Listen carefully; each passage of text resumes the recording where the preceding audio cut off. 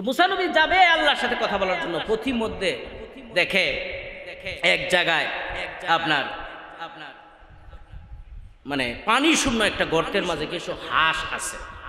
কি আছে? পানি ছাড়া হাঁস চলতে তো বড় আরাম লাগে নাকি, না কষ্ট হয়? কত কষ্ট কন্ত। এদের আসল চলাচলের রাস্তা হইল কি? পানি। মুরগির তলে আঁশের ডিম দিয়ে হেরা বাচ্চা ফুটায়, দেখেন না? আচ্ছা কন্ত এই মুরগি কি এই 2-3 দিন পরে এটা কন্ট্রোল রাখতারে?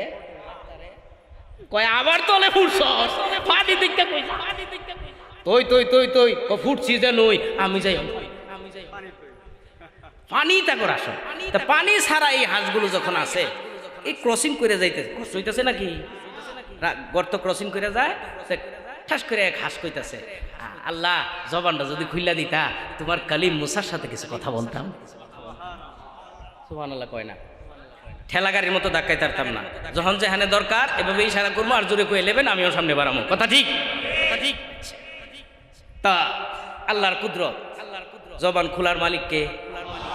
হাঁস কথা বলে তো, কাসিনার হাঁস কথা কয় না?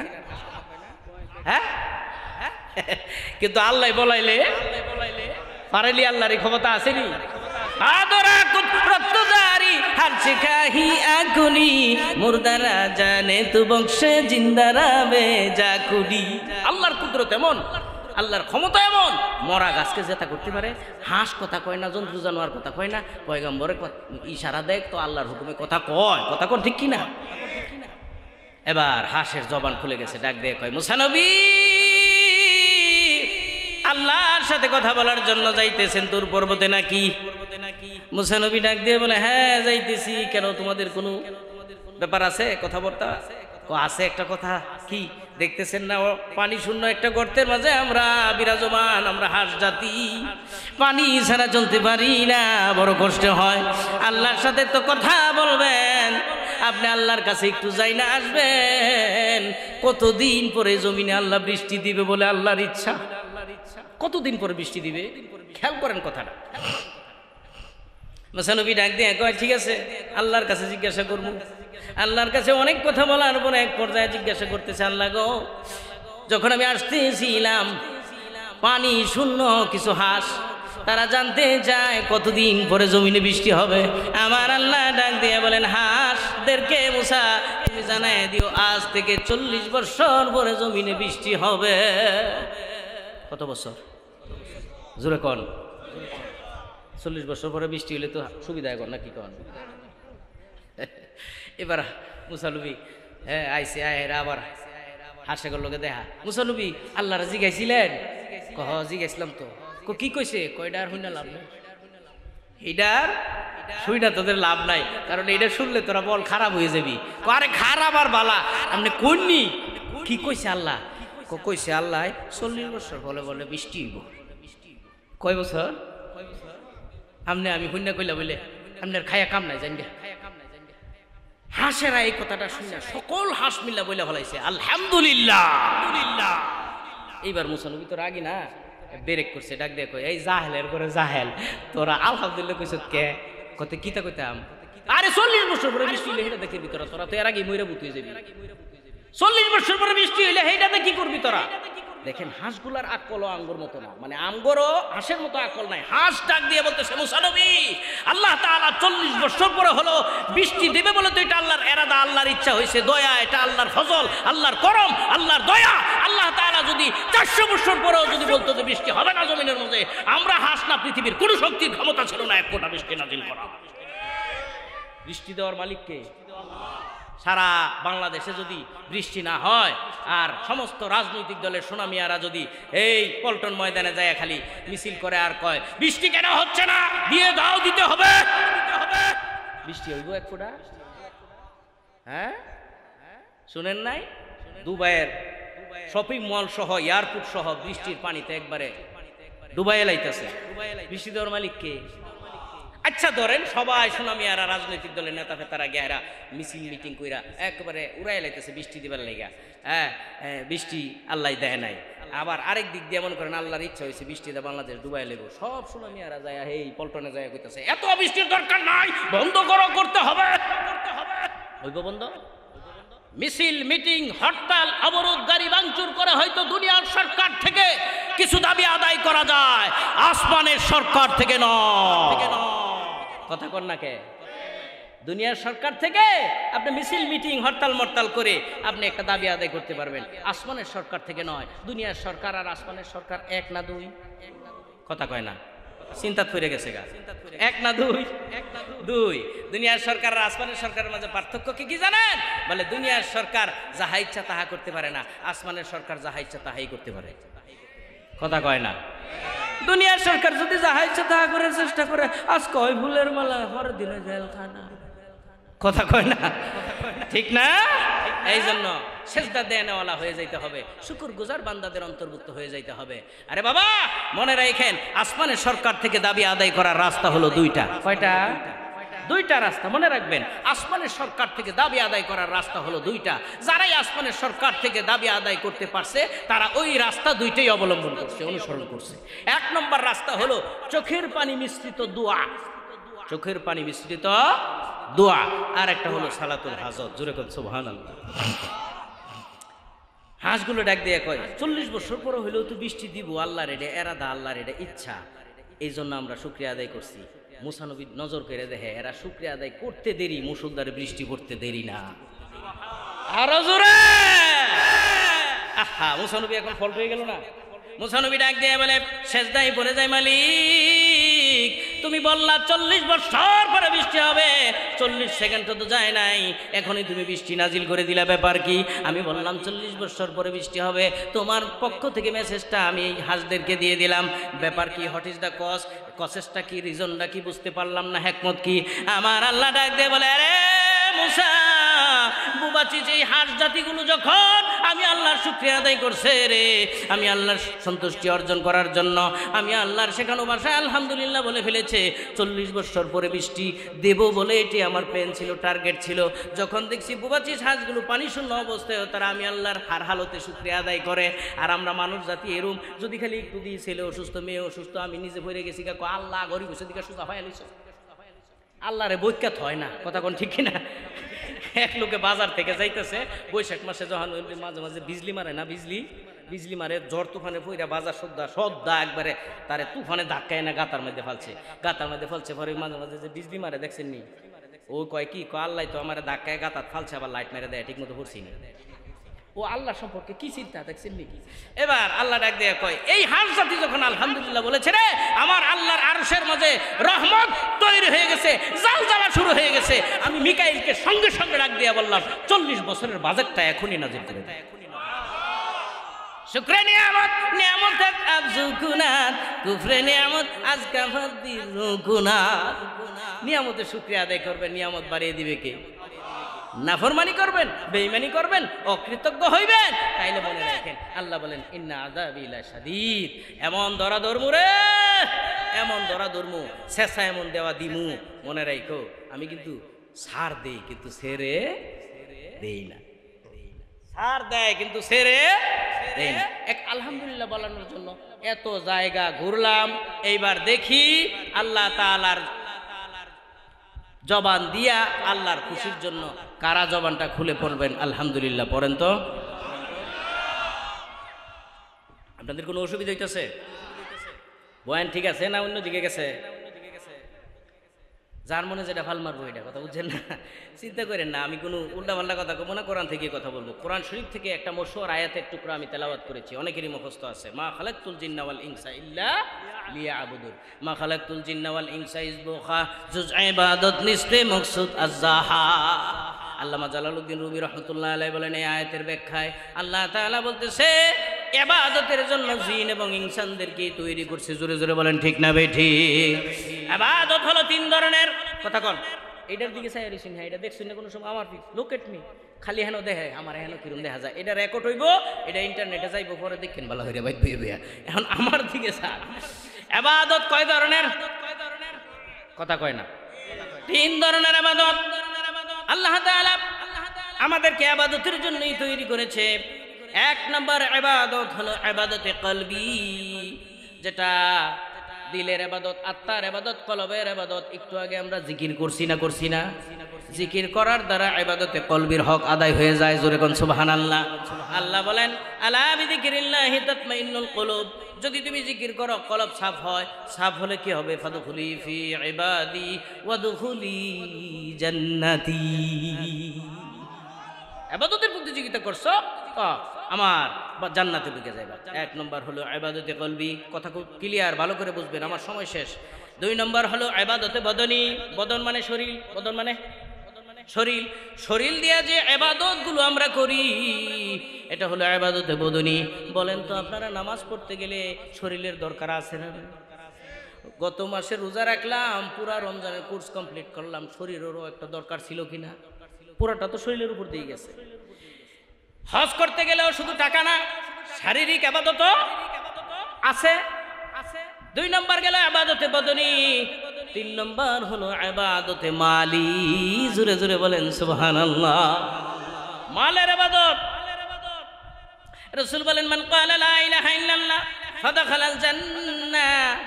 যারাই পড়েছে লা ইলাহা ইল্লাল্লাহ তারাই আল্লাহর জান্নাতে ঢুকে যাবে। তবে ইবাদতের প্রতিযোগিতায় যারা ফার্স্ট হবে জান্নাতে ঢুকে যাবে। আসসালাতু রাসুল ইবাদাত। ইবাদতের মগজ, ইবাদতের মাথা হলো নামাজ। ইবাদতের মাথা নামাজ। আমি আগেই কইছিলাম, কথা কইেন, ইবাদতের মাথা নামাজ। কারণ এই এক নামাজের নিদর্শনের দ্বারা কিয়ামতের কঠিন ময়দানে আল্লাহর নবী আপনাকে আমাকে চিনে সুপারিশ করে আল্লাহর জান্নাতে ঢুকায় দিবে।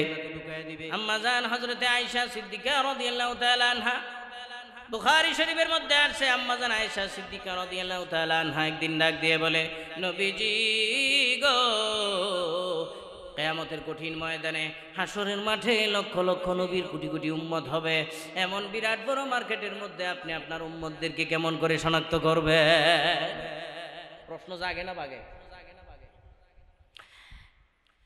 আমার আপনার নবী ডাক দিয়ে বলেন, আয়েশা গো,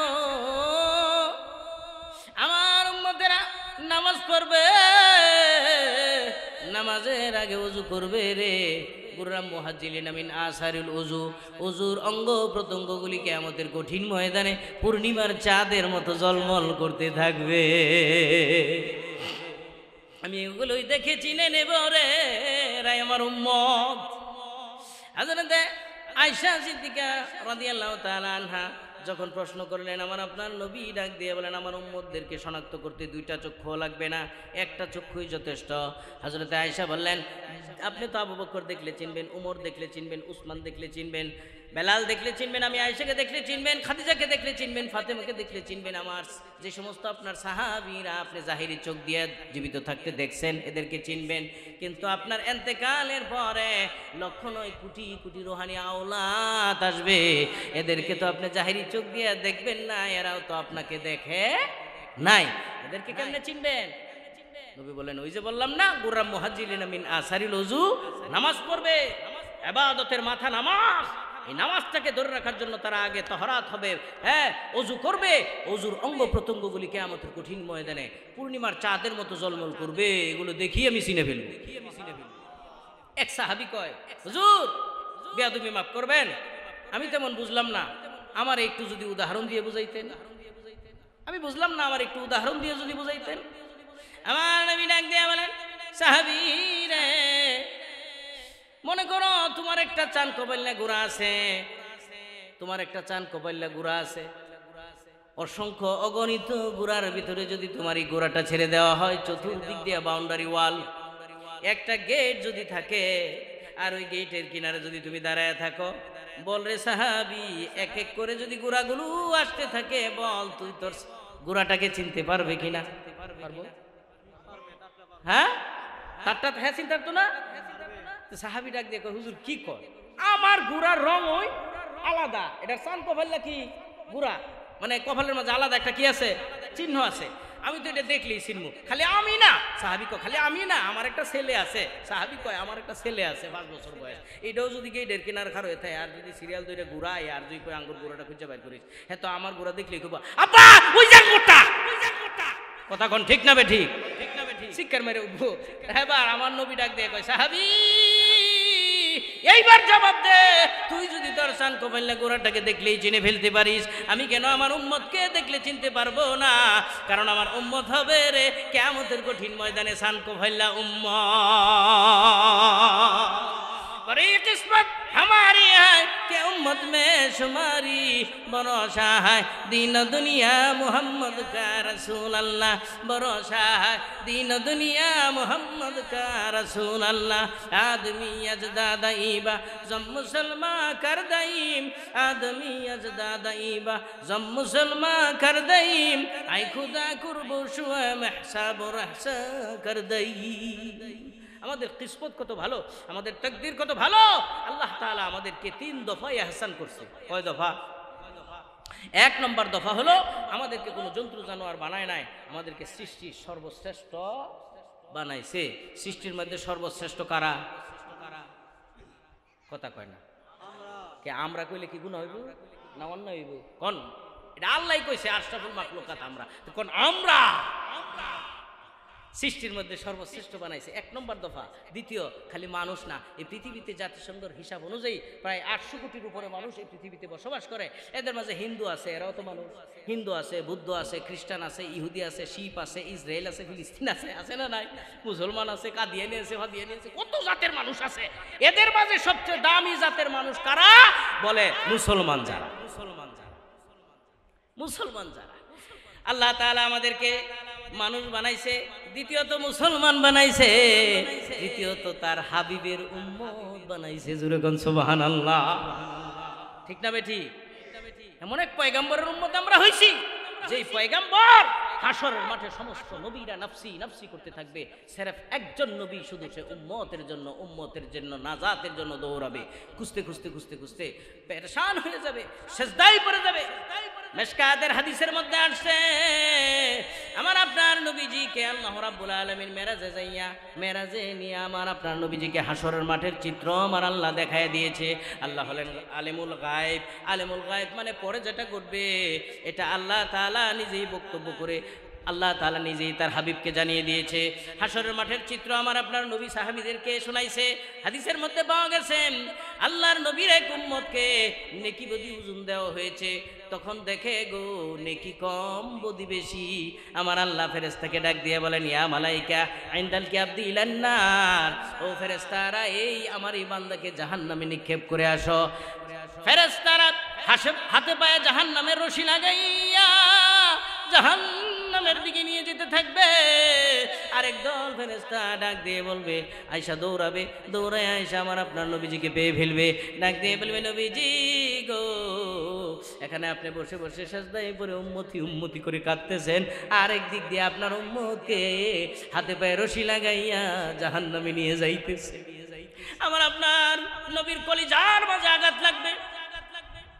আঘাত লাগবেই না কেন? যেই নবী উম্মতের জন্য এত কান্নাকাটি করছে, দুনিয়ার জমিনেও কবরে রওজায় বসে বসে কাঁদছে। যখন জীবিত ছিল জন্ম থেকে নিয়ে 63 বছর পর্যন্ত নবী উম্মতের জন্য কাঁদছে, কিয়ামত পর্যন্ত কাঁদবে, হাসরের মাঠেও নবী উম্মতের জন্য কাঁদবে। আর এই বুকা উম্মতেরা নবীরে চিনল না, নবীর উপর দুরূদ না পইরা পীরের নামে গরু জবাই করে। কথা কোন ঠিক কি না? এমন উম্মত নাই। যখন নবীকে বলবে, নবীজি গো আপনার উম্মতকে জাহান্নামের রশি লাগাইয়া জাহান্নামের দিকে নিয়ে যাইতেছে, আমার নবীর কলিজার মাঝে আঘাত লাগবে। আমার নবী ডাক দিয়ে বলে, কোন রাস্তা দিয়ে যাইতেছে রে ফেরেশতারা? বলে ওই রাস্তা দিয়ে যাইতেছে। নবী আমার দৌড়াবে, যাইতে যাইতে হঠাৎ করে নবীর নজরে পড়ে যাবে। ডাক দিয়ে বলবে, রাখো রে ফেরেশতারা রাখো।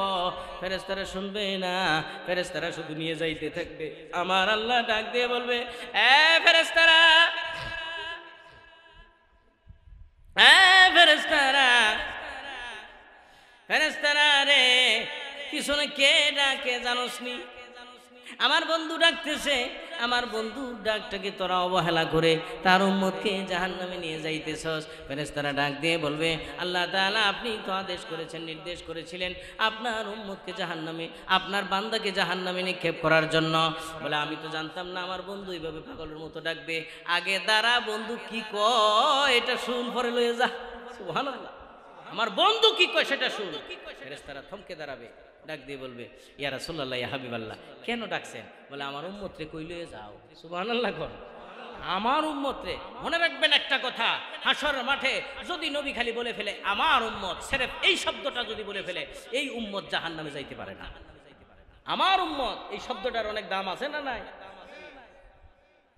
আমার উম্মতকে কোথায় নিয়ে যাও? ফেরেশতারা ডাক দিয়ে বলবে নবীজি গো, আপনার উম্মতের নেকি বুঝি ওজন দেওয়া হয়েছে, বদি বেশি নেকি কম, এই জন্য জাহান্নামে নিয়ে যাইতেছি।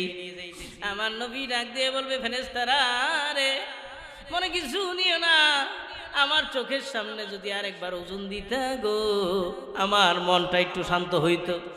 ফেরেশতারা ডাক দিয়ে কয় হুজুর আমরা তো দানের ফাইহার না যে 6 মণ রে 9 মণ করে লইয়া দৌড় মারা ওজনে, হ্যাঁ 2 নম্বরই করমু, হ্যাঁ 2 নম্বর মাল 1 নম্বর করে বেচমু, এরপরে কাস্টমারে ঠগামু, ফলে বেজাল দিমু, ফরমালিন দিমু। আমরা তো এই ব্যবসায়ী না, আমগরে যেটা আদেশ করছে লিগেল যেটা হইছে এই অনুযায়ী আমল করতেছি, আমরা আল্লাহর নির্দেশ মানতাছি। বলে আমরা আল্লাহ নবী কয় আমি জানি তোমরা ফেরেশতা উল্টা পাল্টাও করতা না, হেডাও জানি, কিন্তু মনে বানাই তারি না। আমার সামনে আরেকবার ওজন দেও। সুবহানাল্লাহ কয়লা আমার সামনে আরেকবার আস্তে, আমার সামনে আরেকবার ওজন দেও। তখন এক ফেরেশতা আরেক ফেরেশতারে কয় লসা যাই মাইপা দেখা দিই, পরে বুঝবো না ঠেলাটা। কারণ আগের মতোই যদি হয় তখন একটু শরম না। নিয়ে যাইতেছে ফেরেশতারা মিজানের কাছে, ফেরেশতারা মিজানের কাছে নিয়ে যাইতেছে। নবী কয় আমি তো জানি ওই ফেরেশতারা ওজন দিলে আরেকটা কি হইব, একটাই হইব। এখন কি করা যায়? বলে আমার যেখানে যাওয়ার হেন যাওয়া যায়। হাদিসের মধ্যে আছে আমার আপনার নবী আল্লাহর আরশের সিঁড়ির মধ্যে আল্লাহর আরশের নিচে সেজদায় পড়ে হুজুর কান্নাকাটি শুরু করেছে। ডাক দিয়ে বলে মালিক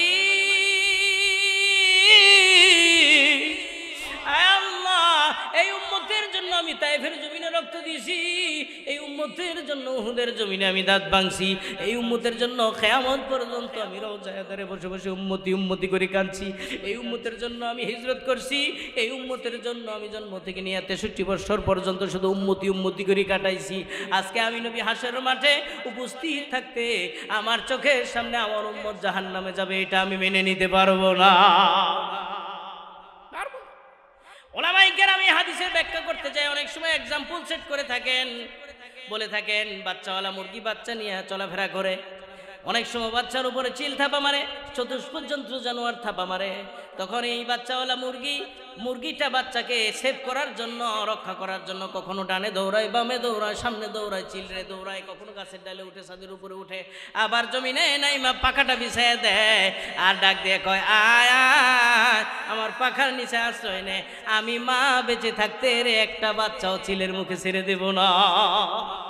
ওলামায়ে কেরাম কথা বলার পরে এটাই বুঝেন আমার নবীকে আমাদের কঠিন ময়দানে ডাক দিয়ে বলবে আরে আমার উম্মত হাসরের মাঠে আমি নবী বাচ্চাওয়ালা মুরগির মতো এইভাবে দৌড় মারবো, একবার দৌড় মারবে মিজানের পাল্লায়, আবার দৌড় মারবে বুলছেরাতের গোড়ায়, আবার হাসরের মাঠে ডানে বামে আমার আপনার নবী আপনাকে আমাকে রক্ষা করার জন্য চেষ্টা করবে।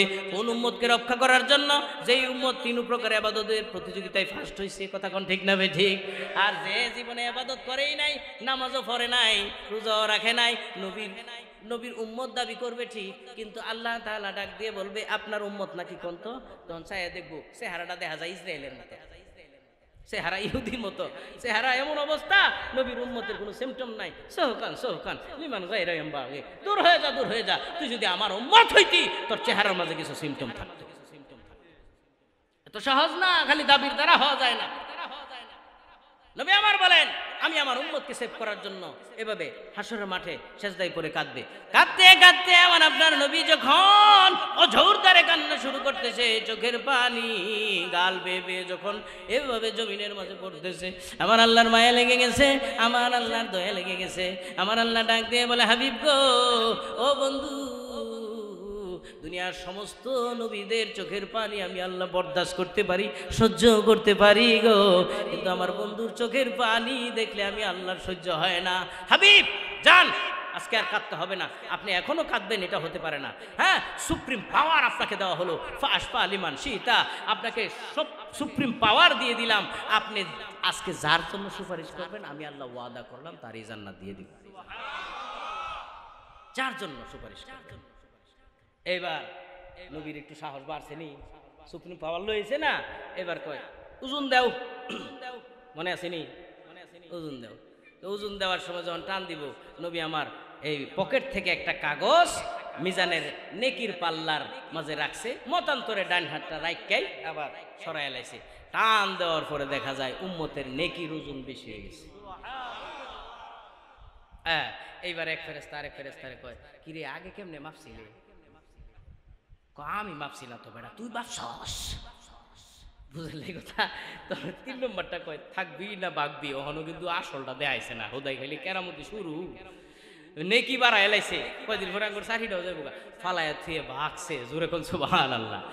উম্মত একেবারে নবীর কদমে পড়ে গেছে, ডাক দিয়ে কয় জাহান্নাম থেকে বাঁচাইয়া জান্নাতের ব্যবস্থা করে দিলেন আপনি কেডা? কখনো চিনছস না? সুবহানাল্লাহ, এখনো চিনস না? উম্মতের কান্ডারি রাহমাতাল লিল, আমি তো সেই নবী। আর সেই নবীর আদর্শই ছিল মসজিদ নির্মাণ করা, নবীর আদর্শ ছিল নবী জামাতের সহিত নামাজ পড়তো, নবীর আদর্শ ছিল নামাজ জীবনে কোনোদিন ছেড়ে দেয় নাই। আর আমার আপনার স্বভাব হইল সপ্তাহে একদিন যায় খালি মিস কলটা মারে, কথা কয় না? এমন শুক্র আলী মুন্সি আছে না, আছে না? শুক্রবারে যায় খালি মসজিদে যায়, গিয়া কয় নামাজটা পইরা দেখবেন আমরা খালি সালাম ফিরাইতে দেরি, এটা 12 হইতে দেরি না, 12 যায় আর মনে যত করে না, 12 যায় আর কয় মসজিদ বিদায় দে, টাইলস লাগলে পাবি, টাকা লাগলে পাবি, ইমানের বেতন বাড়াইতে হইলে আমার জায়গায় লেট রাজি, কিন্তু পুরা 1 সপ্তাহ আমারে পাইতে না। এর বুঝলি না যারা এই কোয়ালিটির এখন লেগে গেছে, হ্যাঁ আর বাজার খুঁজে ফাইলো না, যে ভিজাইতেছিলেন হাসর বাসর এটা যান সব কবরের নিচের, সব করেন নিচেরটা উর্ফে উঠলে সমস্যা। সুদের বিরুদ্ধে কইবেন, এটাও কলজার মধ্যে লাগবে। ঘুষের বিরুদ্ধে কইবেন, এটাও লেগে যাবো গা।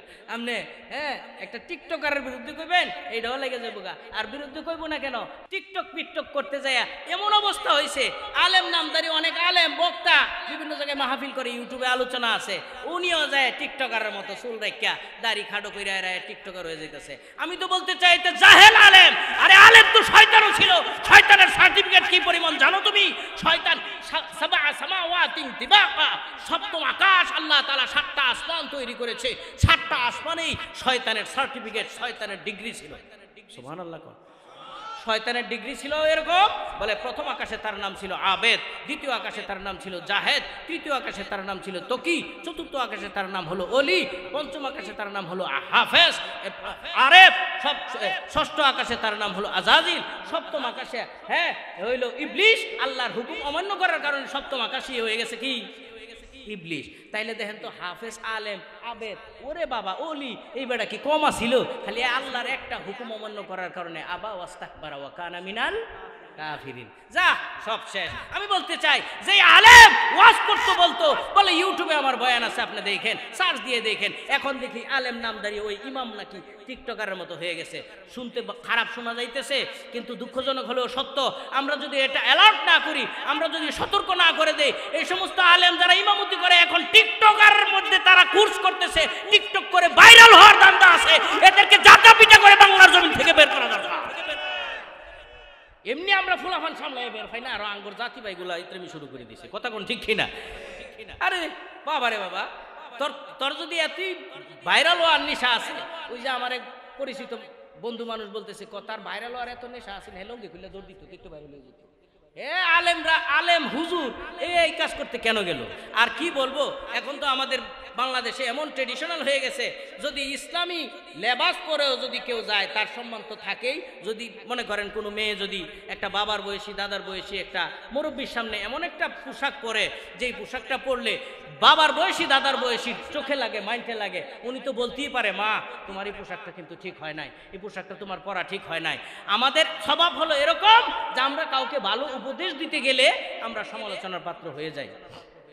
আমাদের স্বভাব হয়েছে এরকম, আমরা যদি কাউকে ভালো কোনো উপদেশও দেই তো মানুষ মনে করে এটা দোষ ধরছে। কি ধরছে? দোষ ধরছে। রিসেন্টলি আপনারা একটা ঘটনা হয়তো শুনছেন যে বাবার বয়সী একটা মুরব্বী রাস্তা দিয়ে যাইতেছে সাইকেল দিয়া, 50-60 বছর বয়স, একটা তরুণী একটা মেয়ে সে যাইতেছে এমন একটা বেহায়া বেলাজ্জাপনা পোশাক পরে যাইতেছে, ওই বাবার বয়সী মুরব্বিটার চোখে লাগছে, বলছে যে বাবা মা তোমার এই পোশাকটা ঠিক হয় নাই। কেন এই কথাটা বললো? সে ভিডিও কইরা ওই লোকটারে দেখাইতেছে যে আপনি এই কথা কেন বললেন, আপনি এটা ভুল বলছেন, আমার পোশাক নিয়ে আপনি কেন কথা বললেন, স্বাধীনতার নামে তোমরা এত উপরে উঠে গেছো, বাচ্চার মতো বাঁচতে চাও বইলে এত স্বাধীনতা একেবারে পুরুষের মতো তোমরা বেহায়া বেলাজ্জার মতো পড়বা। আর 95% মুসলমানের দেশে বাবার বয়সে একজন যদি তোমাকে উপদেশ দেয়, এটাকে তুমি নেগেটিভ নিয়ে হেরা ওটাকে টিকটক বানাইবা, ভাইরাল করবা। তোমার মতো বেহায়া বেলাজ্জা মহিলা বাংলার জমিনে নাই। কথা কোন ঠিক কিনা? আমি অনেক সময় বলি যে আমাদের এমন স্বভাব হয়েছে যে আমরা পরামর্শ দিতে গেলেও, কেউ ভালো উপদেশ দিতে গেলেও মানুষ মনে করে আমরা দোষ ধরছে। ব্যাঙ্গের দুস্তে বন্ধু কইতাম না, শেষ করে দিতাম। ব্যাঙ্গে দুস্তে দুস্তি, ব্যাঙ্গে আর সাপে দুস্তি। তো সাপে একদিন ব্যাঙ্গেরে কয়, ব্যাঙ্গে সাপেরে কয়, দোস্ত তুমি যে সুন্দর, এই যে ফনা ধরবালা কি সুন্দর লাগে, এরপরে তোমার শরীরের মধ্যে কি সুন্দর ডুরা ডুরা, কিন্তু একটা জিনিস দোস্ত বেশি ভালো না। কি? তুমি যখন যাও চলনটা এটা বেকা, চলনটা না সুজা দর দেড় চলনটা বাক। এই সাপে এই কথা ব্যাঙ্গের এই নসিহত নেয়রা ব্যাঙ্গে সাপে ব্যাঙ্গের কয় 1.5 টিহার ব্যাঙ্গ তুই আমার বন্ধুরাস, ফুস করে উঠছে, কয় তোর আজকে খাই। এইটা তো দেখে এরা ব্যাঙ্গে গেহেরা সর্বনাশ দুসে তো মনে আমার সবলি মাইরা বয়, পাশে আছেন একটা পুকুর, গিয়ে ফুস করে পুকুরের মধ্যে পড়ছে। লাই লাই লান তো সুবহানাকে নিয়ে কথা সাপে যে ফুসফুস ফুসফুস করতেছে না, পাশে আসিল এক রাখাল, লগে আছেন হেদায়েতুল্লাহ চিনেননি? রাখালে হেদায়েতুল্লাহ। রাখাল দেখে কিরে ফুসফুস করে, কিরে দেখে যে পাশে একটা হাফে কেড়ে ফুসফুস করে। ওই রাখালে হেদায়েতুল্লাহ দিয়ে এটা বাইরে ইয়া মনে করেন একবারে মাইরা ফুলাফান দেখবেন হাফ মাইরা রাস্তার মধ্যে সুজা হইরা আইনা থয়ে দেয়। দেখছেন না? দেখছেন সুজা করে আইনা থয়ে দেয়। তো ব্যাঙ্গে কয় দুস্তে কি হালত দেখি চাহে যে ফুসফুস করলো, অতক্ষণ ফুসফুসি করে না গেল গা দেখি এটা চোখ খুললে ওইটা দেখা যায় নাই, কুতকুল ফাল ফেরা ঘুরে গিয়ে দেখে রাস্তার মধ্যে সুজা বেরিয়েছে। হ্যাঁ কানের করে দিয়া কয় দোস্ত সুজা তো হইলা, মরার আগে হইলা না, মরার পরে হইলা। কথা কোন ঠিক কিনা? আমি বলতে চাই যে টিকটকাররা আমাদের নসিহতে তোমরা সোজা হও নাই, যে বেহায়া বেলাজ্জাপনা মহিলারা পোশাকের কথা বললে পরে এই মুসলমানকে তুমি অপমান করতে চাও। তুমি যদি সত্যিকার অর্থে ভালো পোশাক পরে থাকো, এই লোকটাকে শুধু ধরলা কেন, এই বাবাকে কেন ধরলা? তোমার পোশাকটাও দেখাইতা জাতি দেখতো। কথা কোন ঠিক কিনা? এদেরকে আমাদের নসিহতে উপদেশে কাজ হবে না, এরা মরার আগে সোজা হবে না, মরার পরে ঠিকই সাইজ হয়ে যাবো সাপের মতো। কথা কোন ঠিক কিনা? जगह जी लगाने के लिए ये दुनिया नहीं है, ये इबरत की जाए तमाशा नहीं है। পাগলামি করার জায়গা এই দুনিয়া না, ইবরত হাসিল করার জায়গা এই দুনিয়া। এই মাহফিল কোরআন হাদিসের মজলিস, আল্লাহর ওলিদের মজলিস, উলামায়ে কেরামদের মজলিস। হাদিসের মধ্যে আসছে এই মাহফিলে যারা নাকি এক এলাকা থেকে আরেক এলাকায়, এক মহল্লা থেকে আরেক মহল্লায়, এক জায়গা থেকে আরেক জায়গায় ন্যূনতম 40টা কদম কষ্ট করে যদি আল্লাহর কোনো বান্দাবান্দি কোরআনের মাহফিলে এসে উপস্থিত হয়ে যায়, খোদার কসম গো, সঙ্গে সঙ্গে তার নামটা আমার আল্লাহ পাকের আশিকের দপ্তরে লেখা হয়ে যায়। मैं आशिक मौला हूँ मेरे इश्क निराला, ये जुमला जहाँ जिसकी तजल्ली से उजाला, ये जुमला जहाँ जिसकी तजल्ली से उजाला। আমার ভাইরা আমি বলতেছিলাম আল্লাহ তাআলা বলেন মা খালাকতুল জিন্না ওয়াল ইনসা ইল্লা লিয়াবুদুন, ইবাদতের জন্যই আল্লাহ তাআলা জিন এবং ইনসানদেরকেই তৈরি করছে। ইবাদতের জন্য প্রথম কিন্তু জিন জাতি দুনিয়াতে আইছিল। কথা কোন ঠিক কিনা? জিন জাতি গরম জাতি, তাকাব্বুরওয়ালা জাতি, অহংকারী জাতি, এদেরকে বানাইছে আল্লাহ আগুন দিয়া। কি দিয়া? আগুন দিয়া বানাইছে। আগুন দিয়া বানানোর পরে এই তাকাব্বুরওয়ালা জাতিগুলো বেশি তাফালিং শুরু করে দিছিল দুনিয়াতে। লা ইলাহা, অতিথিরা আসতেছে, সিরিয়ালে বসায় দেন, আমি ছেড়ে দিলে পরে ওনারা কথা বলবো, বয়ানে কষ্ট হচ্ছে। থামেন থামেন, হুজুরকে নিয়ে আসেন, 10টায় নিয়ে আসবেন, 10 মিনিট আছে। জিন জাতিকে এই পৃথিবীতে আল্লাহ প্রথম পাঠাইছিল। জিন জাতি বড় তাকাব্বুরওয়ালা জাতি, গরম জাতি। তখন এদেরকে আল্লাহ তাআলা ফেরেশতা পাঠাইছে এদেরকে তাড়ায় দেওয়ার জন্য। এরা আনাচে কানাচে, অলিতে গলিতে, জঙ্গলে বিভিন্ন জায়গায় আত্মগোপন করছে। এরপর আল্লাহ চিন্তা করলেন আমি আরেকটা জাতি বানাবো, এটা মাটি দিয়ে বানাবো। এইটাই সৃষ্টির মধ্যে সর্বশ্রেষ্ঠ। সুবহানাল্লাহ। মাটি দিয়ে বানাইবো জাতি, এই জাতিদের হেদায়েতের জন্য একটা ঘর দরকার আছে না নাই? হ্যাঁ, এদের হেদায়েতের জন্য একটা ঘর দরকার, যে ঘরটাকে তারা ইবাদতের জন্য কাটাবে। কারণ জিনেরও তো ঘর আছে, ফেরেশতারও বাইতুল মামুরে ঘর আছে না নাই? কি করব? আল্লাহর সিদ্ধান্ত। ইন্না আউওয়ালা বাইতি উদিআ লিন-নাসি লাল্লাযী বিবাক্কাতা মুবারাকান ওয়া হুদাল লিল আলামিন। পৃথিবীর জমিনে সর্বপ্রথম একটা ঘর আল্লাহ বানাইবে, সিদ্ধান্ত আল্লাহর। যেটা হবে পৃথিবীর জমিনে একেবারে মিডলে, নাভি এই পুরা শরীরের মাঝে মাঝখানে, কথা কোন ঠিক কি না? এই কালো গিলা বলা গড়টা পৃথিবীর জমিনে বাক্কা নগরে আল্লাহ তাআলা বানাবে। বাক্কায়, এটা আগে ছিল বাক্কা নাম ছিল।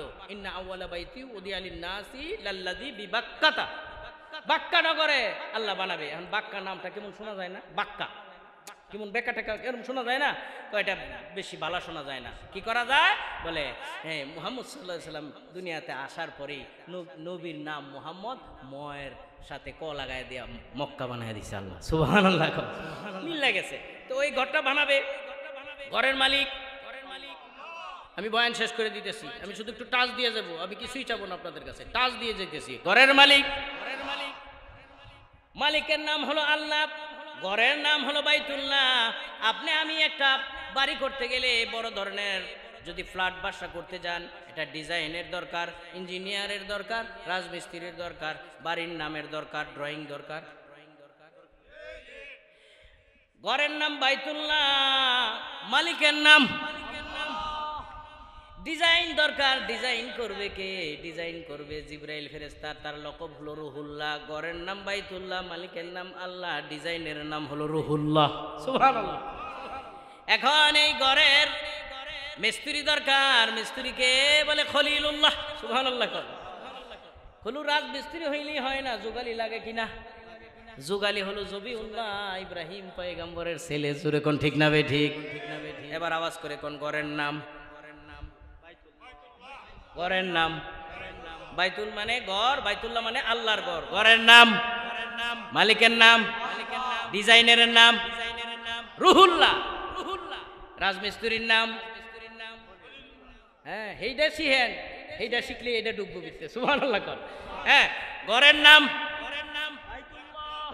Class class. ঘরের নাম বাইতুল্লাহ, মালিকের নাম, ডিজাইনের নাম, রাজমিস্ত্রির নাম, যুগালির নাম জবিউল্লাহ মানে দুই যবকৃত সন্তান হযরত ইসমাঈল আলাইহিস সালাতু ওয়াস সালাম।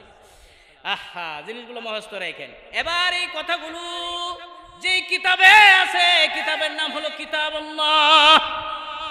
এই কথাগুলো যারা বিশ্বাস করবে তারা হলো আব্দুল্লাহ। আব্দুল্লাহরা যে দলে নাম লেখাইবে ওই দলের নাম হলো হিজবুল্লাহ, অর্থাৎ আল্লাহর দল। এই কথাগুলো বর্ণনা করে আমাদেরকে শোনাইছে যিনি, তিনি হলেন হাবিবুল্লাহ। এবার আসেন, ঘরের নাম, মালিকের নাম, ডিজাইনের নাম, রাজমিস্ত্রির নাম, যুগালির নাম জবিউল্লাহ। মিলান না, ইসমাঈল আলাইহিস সালাম না, জবিউল্লাহ। উল্লাহ উল্লাহর লগে মিল আছে একটা, মিলাই দেন। এইগুলা যে কিতাবে আছে, কিতাবের নাম যারা বিশ্বাস করছি আমরা, আমাদের নাম আব্দুল্লাহ, আল্লাহর গোলাম, ঠিক কি না? হ্যাঁ, এই এই সমস্ত কথাগুলো যিনি বর্ণনা করে শোনাইছে তিনার নাম হাবিবুল্লাহ। এখন এই আব্দুল্লাহরা যে দলে নাম লেখাইছে এই দলের নাম হিজবুল্লাহ। মানে কার দল? আমরা কার দলের অন্তর্ভুক্ত? মনে রাখবেন, আল্লাহর দলে যারা অন্তর্ভুক্ত হয়ে যায়, আল্লাহর কাম যারা করে, সত্যিকার অর্থে আল্লাহর জান্নাতে তারা ঢুকবে। কেমনে ঢুকবে জানেননি? কিয়ামতের কঠিন ময়দানে, ও মিয়া, দুনিয়ার জমিনে যখন সমস্ত দুনিয়া ধ্বংস হয়ে যাবে, কুল্লু মান আলাইহা ফান ওয়া ইয়াবকা ওয়াজহু ওয়াজহু রাব্বিকা যুল জালালি ওয়াল ইকরাম। কুল্লু শাইইন হালিকুন ইল্লা রাজাহু। আল্লাহর সত্তা ব্যতীত সব কিছুই ধ্বংস হয়ে যাবে, সব কিছুই ফানা বিল্লাহ হয়ে যাবে, একমাত্র আল্লাহর ঘর বাইতুল্লাহ থাকবে। আল্লাহ তাআলা বাইতুল্লাহকে নির্দেশ করবে, বাইতুল্লাহ রে জান্নাতের দিকে ঢুক। এবার এই বাইতুল্লাহ ইঞ্জিন হয়ে যাবে, আমি এই ইঞ্জিন হয়ে যাবে, আর এই ট্রেনের বগির মতো অসংখ্য অগণিত কম্পার্টমেন্ট বগি কালেকশন হয়ে যাবে। এই কম্পার্টমেন্টগুলো বগিগুলো হলো আপনাদের সারা দুনিয়ার জমিনে যত মসজিদ আছে সমস্ত মসজিদগুলোই হবে ওই বগি। হবে না কেন? এই ঘরটা নির্মাণ করার পরে আল্লাহ তাআলা জিবরাইলকে ডাক দিয়ে বলেন, জিবরাইল গো, তুমি তো রুহুল্লাহ, তুমি তো ডিজাইন করছো, এবার তুমি শুরু করো, ওই জায়গা এক জায়গা থেকে বালু আনো, সিমেন্ট আনো, ডালাই করো, আমি আল্লাহর ঘর নির্মাণ করো। কোনো রকম একটা বাউন্ডারি দাও, দেওয়ার পরে একটা স্যাম্পল বানাইলো আর কি, কিছু সুরকি কিছু ডালাই বেশি হয়েছে, এগুলো কি করব? বলে ফেলে দেব। বলে না না, ফেলে দিবা কেন? বলে কি করব? বলে এগুলো দুই ভাগ করো। কয়টা ভাগ? কথা কয় না, দুই ভাগ করো। একটা ভাগের মাঝে লেখো লা ইলাহা, আরেকটা ভাগের মাঝে লেখো মুহাম্মাদুর রাসূলুল্লাহ। সুবহানাল্লাহ কও। এরপরে কি করবো? বলে জিবরাইল ফেরেশতা কয় এবার কি করতাম? বলে এইগুলা সব একত্রিত করো, মিক্স করো। করলাম। বলে এখন অনেক উপরে উঠো, একটা বড় পাহাড়ের উপরে উঠো। উঠলাম। বলে এগুলো নিক্ষেপ করে দাও, নিক্ষেপ করে দাও। জিবরাইল আবার প্রশ্ন করে, আমি কি পারবো না এই পাথরগুলো ঠিক ঠিক জায়গায় বসাইতে? আল্লাহ ডাক দিয়ে কয়, তুমি খালি লড়ার আগে ফার্মারো হা, তোমার কইছি নিক্ষেপ করবার, নিক্ষেপ করার দায়িত্ব তোমার। এই শোনো, লা ইলাহা ইল্লাল্লাহ লেখা পাথরের টুকরা পৃথিবীর যে জায়গায় পড়বে, যদি নদীর উপরে পড়ে পড়ুক, সাগরের উপরে পড়ুক, গাছের উপরে পড়ুক, কারো বাড়ির ছাদের উপরে পড়ুক, এই যেখানেই পড়ুক না করো, বাজারে পড়ুক, হাটে পড়ুক, গাড়ি পড়ুক, যেখানেই পড়ুক, আমি আল্লাহর ঘর কিয়ামতের একদিন আগে হলো লা ইলাহা ইল্লাল্লাহ লেখা পাথরের টুকরা যদি পড়েই থাকে, আমি আল্লাহ বলছি কিয়ামতের একদিন আগে হলেও সেখানে একটা মসজিদ নির্মাণ হবে। ইন্টারনেটের যুগ, ডিজিটাল যুগ, সার্চ করলে আপনারা পাবেন পৃথিবীর অনেক সমুদ্রের মাঝে মসজিদ আছে, আছে না? ওখানেও একটা পাথরের টুকরা কি করছে? পড়ছে। বলে মুহাম্মাদুর রাসূলুল্লাহ লেখা পাথরের টুকরা পৃথিবীর যে জায়গায় পড়বে, ওই জায়গায় আমার বন্ধুর ঘর একটা মাদ্রাসা হবে। সুবহানাল্লাহ, সুবহানাল্লাহ। এবার আল্লাহ ডাক দিয়ে বলবে, হে বাইতুল্লাহ, তুমি ইঞ্জিন, আর দুনিয়ার সমস্ত মসজিদগুলো হবে কম্পার্টমেন্ট, বগি হবে। নবী আমার যখন বলতেছে, তখন সাহাবীরা ডাক দিয়ে বলে, ইয়া রাসূলুল্লাহ, ইয়া হাবিবাল্লাহ, ওগো নবীজি, বুঝলাম কম্পার্টমেন্ট হবে, বগি হবে। এবার এই বগির মাঝে, এগুলার মাঝে, এই কম্পার্টমেন্টের মাঝে প্যাসেঞ্জার কারা হবে, যাত্রী কারা হবে? যাত্রী কারা হবে? আল্লাহর নবী বলেন, যারা মসজিদ আবাদ করছে, মসজিদে নামাজ পড়ছে, যে জায়গায় বসে নামাজ পড়ছে, যেখানে দাঁড়ায় নামাজ পড়ছে, মসজিদের সাথে সম্পৃক্ত ছিল যারা, এরা এক একটা টিকিট পাইবো, আর বাইতুল্লাহ হবে ইঞ্জিন, আর তারা পিছনে পিছনে জান্নাতের ভিতরে ঢুকবো। আমরা জান্নাতে যাইতে চাই কি চাই না? আগে যাইতে চাই না পিছনে পিছনে? আল্লাহ তাআলা আমাদেরকে আগে ভাগেই জান্নাতে যাওয়ার তৌফিক দান করুন। আর শুধু দোয়া করলেই হইব না, কাম করু লাগবে। এক আল্লাহর ওলির কাছে যায়, এক লোকে কয়, হুজুর দোয়া করেন যাতে আমার একটা ফুলা হয়। এক বছর পরে গিয়া কয়, কি দোয়া করছেন? ফুলা মুলা কিছু হয়েছে না। বিয়া করছত নি? না, বিয়া তো করি নাই। আর কি আমার কামও তো লাগবো নাকি? খন না গেল। হ্যাঁ হুজুর এসে গেছে। আচ্ছা, হ্যাঁ, বহুত বড় বক্তা, বহুত বড় আলেম, সামনে প্রশংসা করে বলে না, ওয়াজ শুনলে এটার পাইবেন। আমি 10টার আগে হুজুরকে দিয়ে দিতেছি, যেহেতু হুজুর মুসাফির মানুষ, মেহমান, এবং আমি তো আসি, আশেপাশে আসা হয়, আপনারা আমার হ্যাঁ পুরাতন খাদেম, আমি কিছু আওলা জাওলা কিছু আপনাদের খেদমতে বইলা গেলাম। হুজুরে নৌটটা পড়ছে, বুঝেন না, ইন্টারসিটি বলে আর লোকাল ট্রেনের খাওন আছে, কথা বুঝেন নাই, এই জন্য হুজুরে আমি সময় দিয়ে দিলাম, আমিও চলে যাব ইনশাল্লাহ রাত্রেই। আল্লাহ তাআলা যেন আমাকে দিনের জন্য কবুল করে। আমার একটা ছেলে হাফেজ হয়েছে, আগামীতে এই আপনার কয়েকদিনের মধ্যেই শুনানিতে দেওয়া হবে। অসুস্থ ছেলেটা, পায়ে ব্যথা পাইছে, ব্যান্ডেজ করে এখন বিছানায় আছে। যাই হোক, রেস্টের পরে ঠিক হয়ে যাবে। আর আমার পরিচয় তো আপনারা অনেকেই চেনেন না হয়তো, সবার জন্য বলতেছি। মুফতি রুহুল আমিন শিরুপুরি ফার্সি কবি নামে যিনি পরিচিত ছিলেন, ওনাকে চিনতেন আপনারা? আমি ওনার বড় ছেলে, আমি ওই ওয়াজ করি, এবং আব্বা অসুস্থ, স্ট্রোক করে বাসায় আছে। আমি আব্বার জন্য দোয়া চাই খাস করে, আল্লাহ তাআলা যেন আব্বাকে সুস্থতার নিয়ামত দান করে। আমার দাদা হুজুরের বয়স 103 বছর, 30 বছর বুখারী শরীফ পড়াইছে। বাংলাহাটি রহমানিয়া কামিল মাদ্রাসার যিনি মুহাদ্দিস ছিলেন হযরত আলী মাওলানা, এই কাসিনাও আসছে অনেক, এবং উনিও বেঁচে আছে কিন্তু অসুস্থ। হ্যাঁ, অনেক ছাত্র আছে কাছে না, তো সবার কাছে দোয়া চাই আল্লাহ তাআলা যেন আমাদের সকলকে কবুল করে। হুজুরের কাছে দোয়া চাই, মুসাফির মানুষ দোয়া নিয়ে সবাই যাবেন, কেউ বেয়াদবি করবেন না, মাহফিল শেষ করে যাবেন ইনশাআল্লাহ। আয়াতে হাম মিসলে গুলগুল শায়রে গুলশা কে লিয়ে ले ले माले बागे अपना मैं तो अपना घर चले बागे दुनिया में ना है हमासा कोई बदनसीब आए थे हम खालिद मन दम चला चेगले।